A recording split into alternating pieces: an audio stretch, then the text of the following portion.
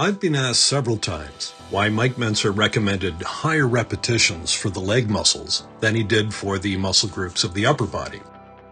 In Mike's final book, High Intensity Training, The Mike Mentzer Way, which we worked on together in the months prior to his passing, Mike even recommended a higher rep count, 12 to 20, than he did in his book Heavy Duty 2, Mind and Body, where he only advised 8 to 15.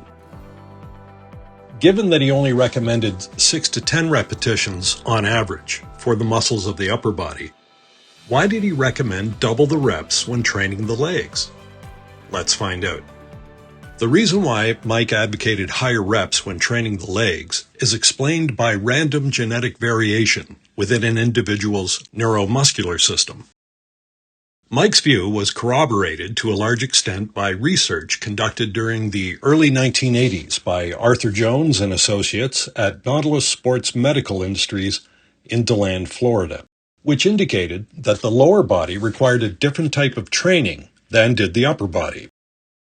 Mike wrote about this in 1983 as follows, quote, Nautilus Sports Medical Industries found that the neurological efficiency of the legs, the number of muscle fibers activated during a maximal contraction, is extremely low.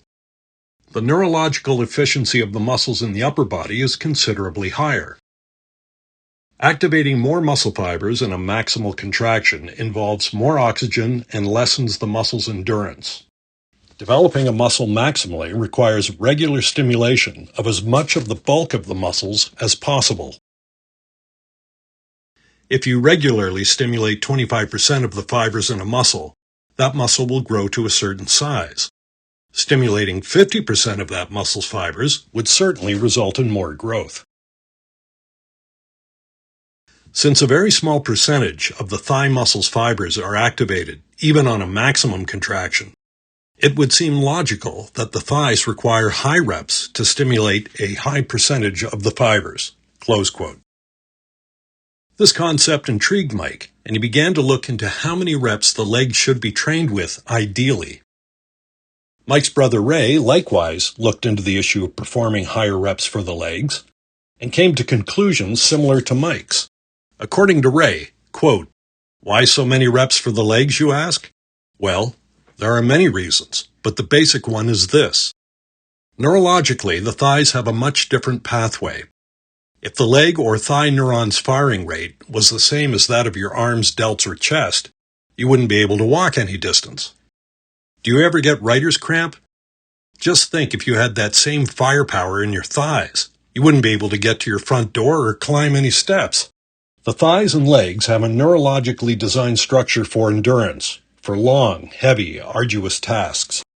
So overloading as heavy as possible for 10 to 20 reps will work much deeper fibers. Some people even do as high as 50 repetitions. I've even heard of up to 100 with good results from only one set. Close quote. Mike went on to conduct informal tests on various high repetition schemes, as the Nautilus Sports Medical Industries research was only preliminary in the 1980s.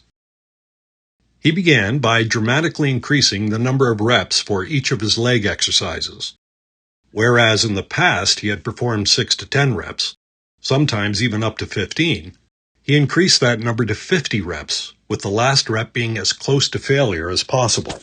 He noted, quote, your cardiovascular system will adapt to the increased demands so that you can move an appreciable weight to an approximately 50 rep failure.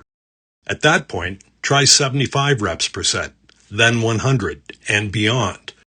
But be sure to carry each set close to, or actually to, failure, and don't do more than 2 sets for the thighs. Close quote.